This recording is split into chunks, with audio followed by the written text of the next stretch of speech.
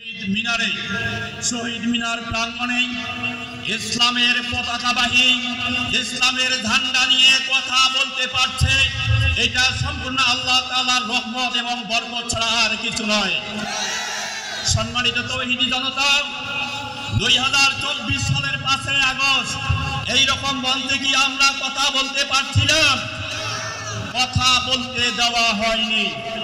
ইসলামী দলকে দাঁড়িয়ে রাখা হয়েছে। সেই সাথে আমি বলতে চাই যে আল্লাহ রাব্বুল আলামিন আমাদেরকে এইরকম একটি পথ আমাদের জন্য উন্মুক্ত একটি রাজনীতির পথকে সহজ করে দিলেন। আমি বলতে চাই, দুই একটি কথার মাধ্যমে আমি আমার কথা শেষ করতে চাই। 2024 সালের 5 আগস্টের পরেই বাংলাদেশে 3 দিন থেকে 4 দিন কোন সরকার ছিল কি? কোন সরকার ছিল না।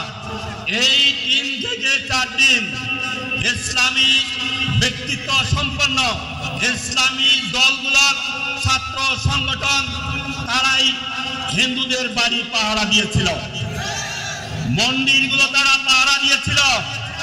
ঢাকা সহ বিভিন্ন স্থানে তারা ট্রাফিকের দায়িত্ব পালন করে মানুষের যানমালের নিরাপত্তার গ্যারান্টির জন্য দিন এবং রাত রাস্তায় পড়েছিল। আমি বলতে চাই, এই বাংলাদেশে আগামী 2026 সালে যে সুযোগ আসছে, জাতীয় সংসদ নির্বাচন, আপাতত 8 দলীয় জোট 8টি ইসলামিক দল এক হয়েছে। আমি বলতে চাই, এই ইসলামী দলের ঐক্যবদ্ধ দেখে আজকে ইসলাম বিরোধী শক্তিদের তাদের পায়ের নিচে মাটি ফুরিয়ে গিয়েছে, যার কারণে তারা বলা শুরু করেছিল ইসলামী শরিয়া আইন মানে না। শুনেছেন কিনা? শরিয়া আইন মানে না। কোরআন একটা হলো ভারতাবাদের কিতাব। একজন মানুষ একজন মুমিন হিসেবে দাবি করলে এই কথা বললে কি ঈমান থাকার কথা? ঈমান থাকার কথা নয়। নিজের দলের লোকের মারামারির কারণে 149 জন 56 জন লোক মারা গেছে, ওখানে সমস্যা নাই। সমস্যা হলো ইসলামী দল ঐক্যবদ্ধ হয়েছে। আপনারা কি ভয় পান? সম্মানিত তৌহিদি জনতা, আমি বলতে চাই, ঢাকা বিশ্ববিদ্যালয় সহ যে 4টি বিশ্ববিদ্যালয়ে যে নির্বাচন হয়েছিল, মেধাবী ছাত্ররাই বাংলাদেশের আগামী নির্বাচনের জন্য তারা সংকেত দিয়েছে। কোন ইসলামী দল ছাড়া অন্য কোন ছাত্র সংগঠন একটা সংসদ, একটা আসন তারা পায়নি। এটাই আমাদের জন্য পূর্বাভাস।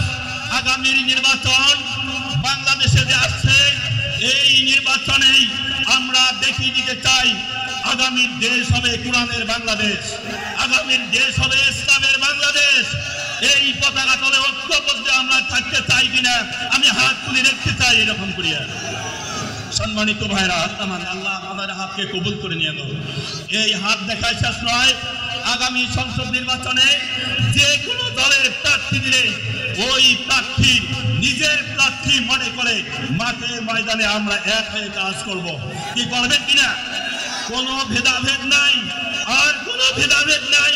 ইসলামী 8 দল ঐক্যবদ্ধ হয়ে যে ভূমিকা, এই ভূমিকায় আমি মনে করি 53 বছরে বাংলাদেশে ইসলামী সরকার আসে নাই, আগামীতে ইসলামী দল সরকার গঠন করবে ইনশাআল্লাহ।